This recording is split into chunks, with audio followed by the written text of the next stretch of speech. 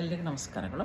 ಇವತ್ತು ನಾನು ನಾವು ಎಕ್ಸಸೈಸ್ ಮಾಡೋದಕ್ಕೆ ವಾಕಿಂಗ್ ಹೋಗ್ತಾ ಇರ್ತೀವಿ. ವಾಕಿಂಗ್ ಹೋಗೋದ್ನಲ್ಲಿ ನಾವು ಸುಮ್ಮನೆ ಹಾಗೇ ಹೋದರೆ ಬರೀ ವಾಕಿಂಗ್ ಮಾತ್ರ ಆಗುತ್ತೆ ಬಿಟ್ಟರೆ ಬೇರೆ ಇದೇನೂ ಆಗೋಲ್ಲ. ಅದರಲ್ಲೇ ನೀವು 2-3 ಥರ ಕೆಲಸ ಮಾಡ್ಬೋದು ಒಂದು ವಾಕಿಂಗ್ ಮಾಡುವಾಗ. ಹೇಗೆ ಅಂದರೆ ನೀವು ಯಾವ್ದಾದ್ರು ಮಂತ್ರಗಳನ್ನ ಜಪ ಮಾಡೋದು.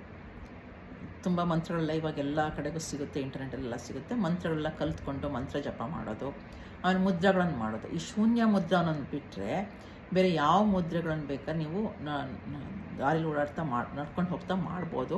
ಏನು ಸೈಡ್ ಎಫೆಕ್ಟ್ ಏನು ಬರೋದಿಲ್ಲ. ಅಟ್ಲೀಸ್ಟ್ ನಿಮ್ಮ ಬೆರಳುಗಳಿಗೆ ಒಂದು ಎಕ್ಸಸೈಸ್ ಆಗುತ್ತೆ, ಕಾಲಿಗೆ ಎಕ್ಸಸೈಸು, ಬೆರಳಿಗೂ ಎಕ್ಸಸೈಸು, ಮನಸ್ಸಲ್ಲೂ ಒಂದು ಏನಾದ್ರು ನಾವು ಚಾಂಟ್ ಮಾಡ್ತಿದ್ರೆ ನಿಮಗೆ 3 in 1 ಆಗುತ್ತೆ. ಒಂದು ವಾಕಿಂಗಲ್ಲಿ ನೀವು ಅದೇ ಒಂದು ಸಮಯದಲ್ಲಿ ಅರ್ಧ ಗಂಟೆ ಸಮಯದಲ್ಲಿ ಒಂದು ಜಪ ಮಾಡ್ಕೊಂಡು ಹೋಗೋದು, ಮನಸ್ಸಲ್ಲಿ ಜಪ ಮಾಡ್ಕೊಂಡು ಹೋಗೋದು. ಏನು ಜೋರಾಗಿ ಏನು ಹೇಳ್ಕೊಂಡು ಹೋಗ್ಬೇಕಂತ ಇಲ್ಲ. ಸೊ ಜಪ ಮಾಡ್ದಂಗೂ ಆಗುತ್ತೆ.